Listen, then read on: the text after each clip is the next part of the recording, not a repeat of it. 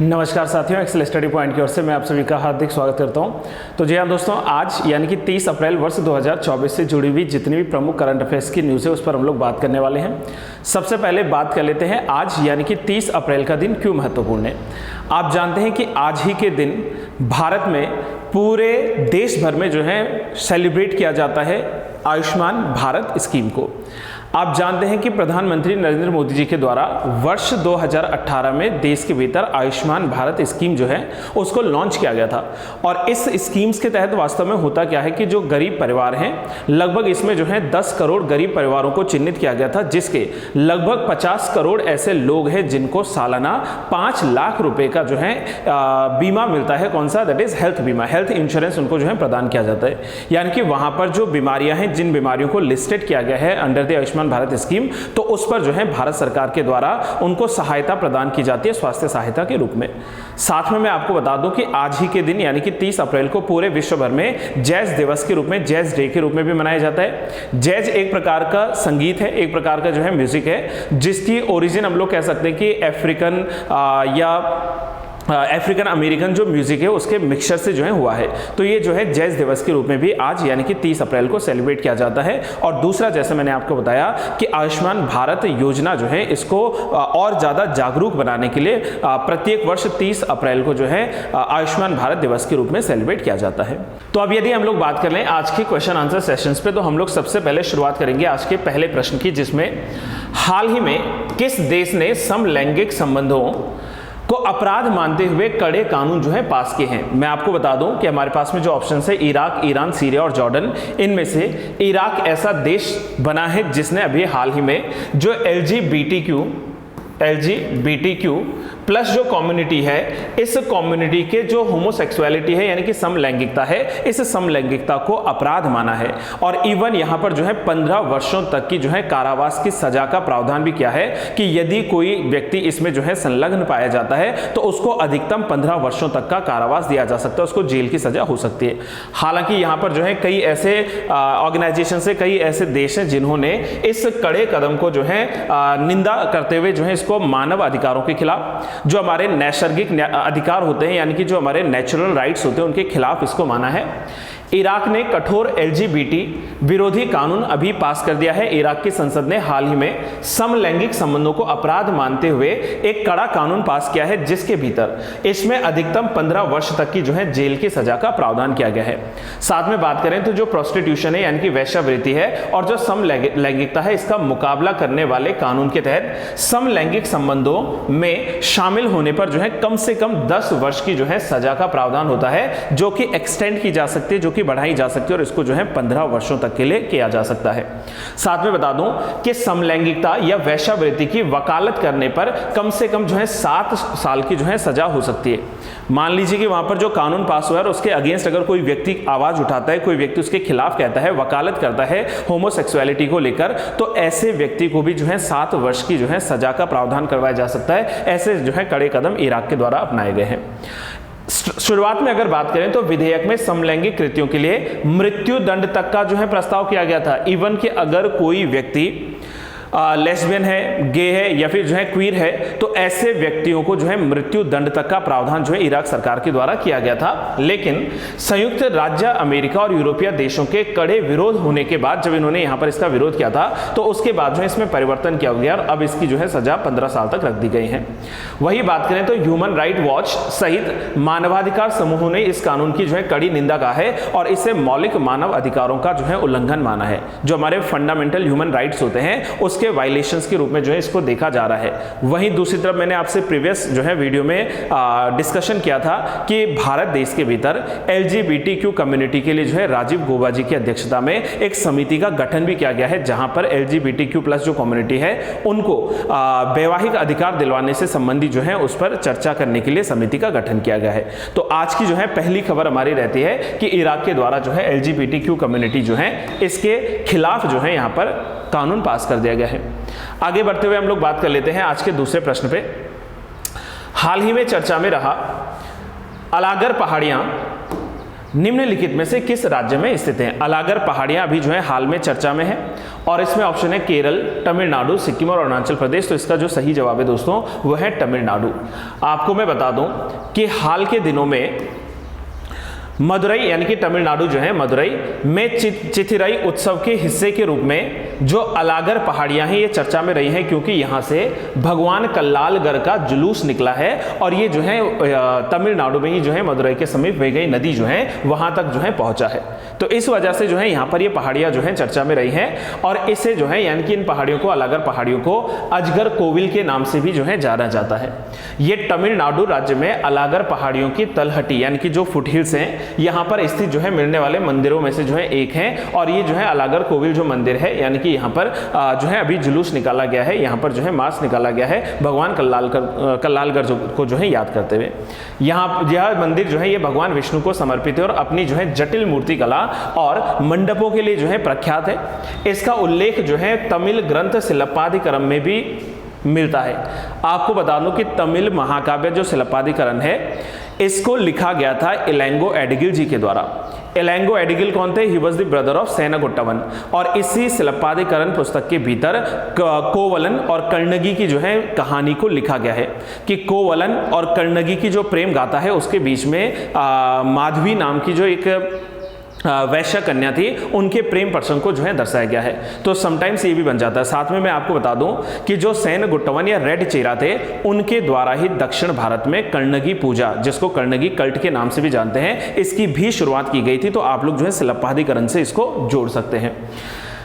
साथ में बात करें तो थिरुमंगई अलवर, पेरी अलवर, नम्मालवर, भूथलवर, पेयाल अलवर, अंडाल अलवर, ये जितने भी अलवर यहाँ पर संत थे इन्होंने भी कहीं ना कहीं इस मंदिर के बारे में, इस जगह के बारे में अपने जो है ग्रंथों में, पुस्तकों में उल्लेख किया है।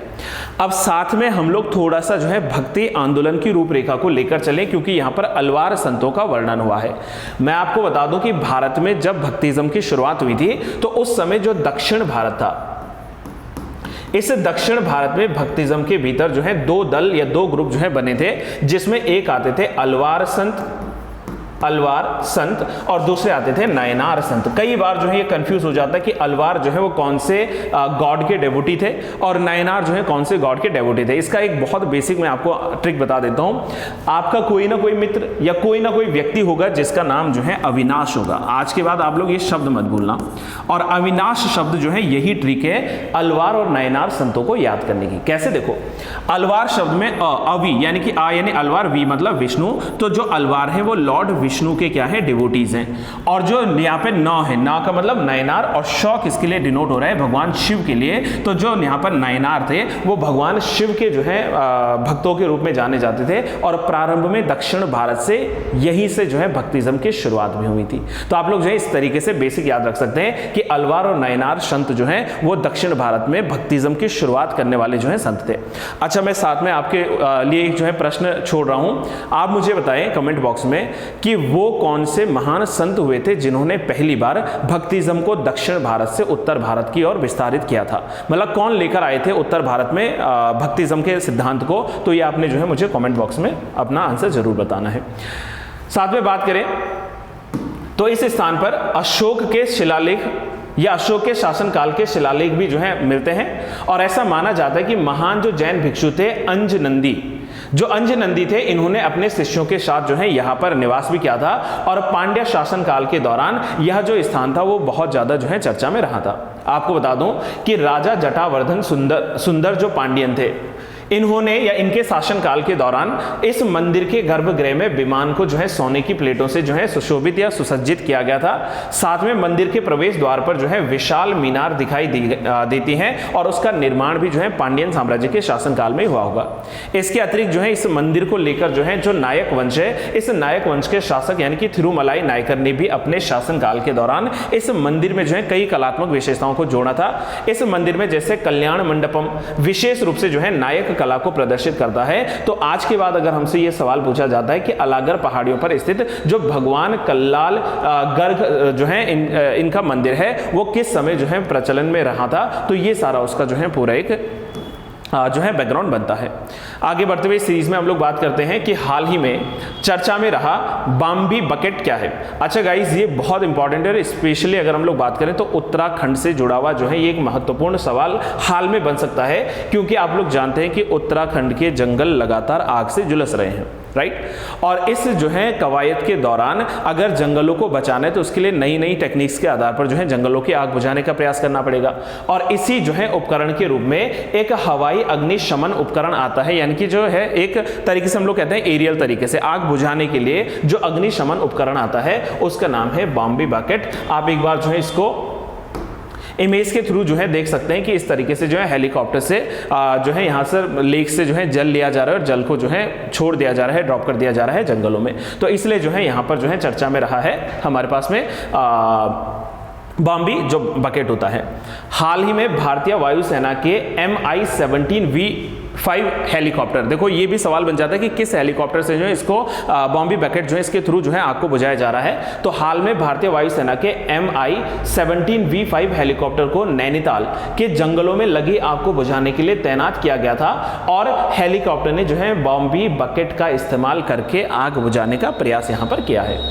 इसे हेलीकॉप्टर बकेट के नाम से भी जाना जाता है और ये एक विशेष प्रकार का हवाई अग्निशमन उपकरण है जिसका उपयोग पहली बार 1980s के दौर में 1980 के दशक में जो है हुआ था। इसे एक हेलीकॉप्टर के नीचे जो है केबल के द्वारा जो है बांध लिया जाता है, लटका दिया जाता है और जिसे आग के ऊपर जो है प्रवाहित करने वाले नदी या तालाब में जो है उतारकर भरा जाता है और उसको बाद में जो है इसके जो नीचे देखो मान लीजिए जो है पूरा एक जो है बकेट है, बाल्टी है, तो उसके नीचे एक वाल्व होता है जिसको जो है खोल दिया जाता है और उससे जो है पूरा पानी वो जो है जंगलों के ऊपर फेंक दिया जाता है ताकि आग बुझाने में मदद मिल सके। यह मूलतः एक हल्का खुलने योग्य जो है कंटेनर है जो कि हेलीकॉप्टर के नीचे से जो है लक्षित क्षेत्रों में जो है पानी छोड़ता है, जो भी टारगेटेड एरियाज है वहां पर पानी छोड़ता है। और इसकी एक मुख्य विशेषता ये भी है कि इसे जल्दी और आसानी से भरा जा सकता है। बाल्टी को झीलों और स्विमिंग पूल में सहित जो है विभिन्न स्रोतों से भरा जा सकता है और ये अग्निशामकों को जो है बहुत तेजी से भरने और लक्ष्य क्षेत्र में लौटाने की जो है एक तरीके से अनुमति प्रदान करता है, इसलिए जो है चर्चा में रहता है बॉम्बी बकेट जो है। तो अगर हमसे सवाल बनता है कि बॉम्बी बकेट क्या है, तो ये जो है एक अग्निशमन उपकरण के रूप में कार्य करने वाला एक उपकरण आता है। अगले क्वेश्चन की ओर आगे बढ़ते हुए हम लोग बात करते हैं G7 ऊर्जा मंत्रियों के समूह ने किस वर्ष तक अपने कोयला आधारित बिजली संयंत्रों को बंद करने, इनको जो है खत्म करने, एंड करने के समझौते पर जो है सहमति दी है। तो आपके ऑप्शन हैं 2030, 2035, 2040, 2045। तो इसका जो सही जवाब है अभी मैं आपको बता दूं, इसका सही जवाब है 2035। G20 ऊर्जा मंत्रियों ने जो बैठक की है उसके दौरान इन्होंने ये निर्धारित किया है कि वर्ष 2035 तक जो कोयला आधारित बिजली संयंत्र चलाए जाते थे, यानी कि जो हमारे पास में कोयले पर आधारित बिजली संयंत्र है, इनको जो है समाप्त किया जाएगा और 2035 तक का जो है इसमें लक्ष्य यहाँ पर रखा गया है। अब यहाँ पर देखो हमारे पास में जो मेन आता है वो आता है कि वास्तव में जो G20 है, इस G20 की रूपरेखा क्या है, G20 वास्तव में है क्या। आप जानते हैं कि G20 जो है इसका स्थापना वर्ष 1975 में हुआ था और G20 के समटाइम्स ऐसे भी सवाल बन जाते हैं कि G20 का मुख्यालय कहां पर है, इसका हेडक्वार्टर कहां पर है। तो एज सच इसका कोई पर्टिकुलर हेडक्वार्टर है नहीं, कोई फिक्स्ड जो है इसका हेडक्वार्टर हो नहीं। जहां पर जो है मीटिंग्स होती है वहीं पर जो है उसको क्या कर दिया जाता है, अध्यक्षता उस देश को वहां पर प्रदान कर दी जाती है और इसका जो मुख्य उद्देश्य है वो है पूरे वैश्विक स्तर पर अंतरराष्ट्रीय सुरक्षा को मजबूती प्रदान करना। मतलब जो मेंबर कंट्रीज उनके भीतर जो है इंटरनेशनल पीस होना चाहिए, इंटरनेशनल सिक्योरिटी होनी चाहिए, जो अपराध है उस अपराध को कैसे खत्म किया जाए और जो हमारी पूरी वैश्विक अर्थव्यवस्था है उसको कैसे प्रमोट किया जाए, इन सारे विषयों को लेकर जो है G7 जो है वो कार्य करता है। आप जानते हो कि 1997 में इन G7 नेशंस के साथ में एक और देश जुड़ा था जिसका नाम था रशिया। तब जाकर G7 जो है वो G8 कहलाया था, लेकिन 2014 में जब रशिया ने क्रीमिया पर अटैक किया था तो क्रीमिया पर इस अटैक के चलते जो G7 मेंबर्स थे इनके द्वारा रूस को एक्सक्लूड कर दिया गया था, हटा दिया गया था। तो 2014 के बाद फिर से जो G7 था वो G8 जो था वो G7 में जो है परिवर्तित हो गया था। अब सवाल जो है उसको अलग से पूछने की आवश्यकता नहीं रहेगी कि G7 में कुल कितने मेंबर कंट्रीज हैं, तो उनका नाम ही G7 है, यानी कि ग्रुप ऑफ 7 जो है कंट्रीज। अब ये जो 7 देश हैं इनको याद कैसे रखा जाए, तो इसको याद रखने का सिंपल सा तरीका है जूस विद गर्लफ्रेंड। ठीक है, गर्लफ्रेंड के साथ जाते हो, चाय कम पिया करो, जूस ज़्यादा पिया करो अगर आप लोग एस्पिरेंट हो, ताकि आपको ट्रिक भी याद रहे। और ट्रिक में कैसे याद रखना है, J stand for the Japan, U stand for the USA, I stand for the Italy, C stand for the Canada, E stand for the England, ठीक है। साथ में G stand for the Germany and F stand for the France. तो इसको आप इस तरीके से याद रख सकते हैं। पहले इसमें जो है जैसा मैंने बताया कि 1997 में रशिया जुड़ा था, लेकिन आज रशिया जो है 2014 के बाद इसका मेंबर स्टेट नहीं है। तो ये हमारे पास में जो है ट्रिक याद रखने की हो जाती है G7 को लेकर। अगले प्रश्न की ओर आगे बढ़ते हुए हम लोग बात कर लेते हैं, TUECO के द्वारा किस जिले में स्थापित किया जाएगा हरित ऊर्जा उत्पादन संयंत्र। ग्रीन एनर्जी प्रोडक्शन जो प्लांट है उसको जो है कहां पर लॉन्च किया जाएगा, कहां पर उसको स्थापित किया जाएगा, जिसके भीतर जो है THDC और जो UJVNL जो हमारे पास में एनर्जी ऑर्गेनाइजेशन से इसके द्वारा जो है कहां पर इसको क्या किया जाएगा, स्थापित किया जाएगा। ऑप्शन है देहरादून, हरिद्वार, रानीखेत और जो है हल्द्वानी। तो इसका जो सही जवाब है दोस्तों, वो सही जवाब है इसका हरिद्वार। तो हाल के जो है वर्षों में यहां पर TUECO के द्वारा हरिद्वार में जो है स्थापित किया जाएगा हरित ऊर्जा उत्पादन संयंत्र। और ये लगभग हर दिन, प्रत्येक दिन, यानी कि डेली की अगर मैं बात करूं तो प्रत्येक दिन ये जो है लगभग 400 टनल का जो ठोस अवशिष्ट है, यानी कि जो सॉलिड यहां पर क्या है, वेस्ट है, ठोस अवशिष्ट है, वेस्ट है, इस वेस्ट को जो है क्या करेगा, कन्वर्ट करेगा, इसका निस्तारण करेगा और इसको जो है बदल देगा किसमें, इसको बदल देगा यहां पर, दैट इज इन जो चारकोल है उसके फॉर्म में जो है इसको बदलने का यहां पर प्रयास किया जाएगा।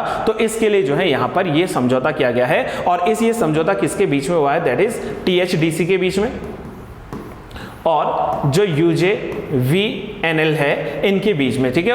उत्तराखंड जो जल विद्युत निगम लिमिटेड है उसका जो है यहाँ पर टिहरी हाइड्रो जो डेवलपमेंट कॉर्पोरेशन से उसके साथ मिलकर जो है क्या किया गया है, ये यहाँ पर शुरू किया गया है। और इसको जो है चारकोल्स के फॉर्म में जो है कन्वर्ट कर दिया जाएगा। इसके लिए जो है यहाँ पर किया गया है, जिसके लिए नगर निगम हरिद्वार के साथ मिलकर लगभग 140 करोड़ रुपए की लागत के साथ जो है इस संयंत्र को तैयार किया जाने से संबंधित जो है हस्ताक्षर यहाँ पर हुए हैं। और इस पहल का जो मैंने लक्ष्य बताया है वो यही है कि हर दिन जो है लगभग 400 टन का जो नगर पालिका के पास में ठोस अवशिष्ट आता है उसको जो है बदल दिया जाएगा 140 टन के ग्रीन चारकोल्स में। और ग्रीन चारकोल्स का जो है इस्तेमाल किया जाएगा अन्य जो है कार्यों के भीतर। तो ये इसलिए चर्चा में रहता है कि हाल में हरिद्वार में जो है स्थापित किया गया है ऐसा संयंत्र। क्या हो गया इसको,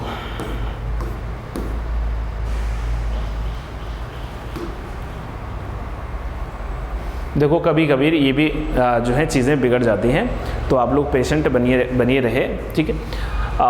चलिए खैर आगे बढ़ते हैं इस सीरीज में।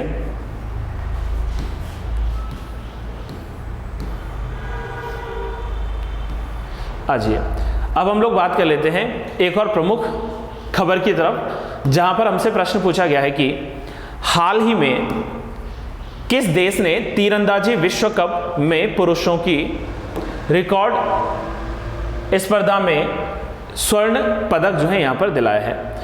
तो इसमें जो है हमारे पास ऑप्शन है भारत, दक्षिण कोरिया, मलेशिया और इंडोनेशिया। तो आप लोग जानते हैं कि भारत के द्वारा जो है एक और नया कीर्तिमान जो है हासिल किया गया है। और पिछले 14 वर्षों से ले जिस गोल्ड का हम लोग जो है इंतजार कर रहे थे वो अंततः जो है हमें यहाँ पर जो है तीरंदाजी में मिल चुका है। भारत की पुरुष जो है रिकर्व टीम ने 14 साल के स्वर्ण के जो सूखे पड़ा हुआ था उसको जो है तोड़ते हुए अब भारत को जो है तीरंदाजी विश्व कप में स्टेज 1 में जो है स्वर्ण पदक दिला दिया है। और भारत ने दक्षिण कोरिया की जो टीम थी उसको यहाँ पर पराजित किया है।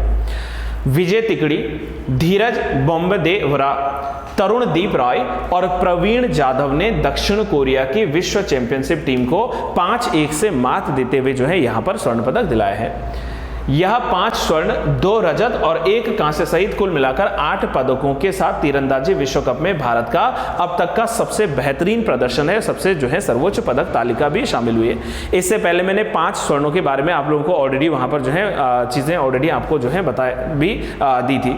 इसके अलावा बात करें तो भारत ने संघाई में 16 सदस्यीय दल भेजा है, जिसमें से 8 पुरुष और जो है 8 महिलाएं इसमें शामिल है। और वहां पर भी जो है लगातार बेहतरीन प्रदर्शन जो है किए जाने की वहां पर आशंका जताई जा रही है।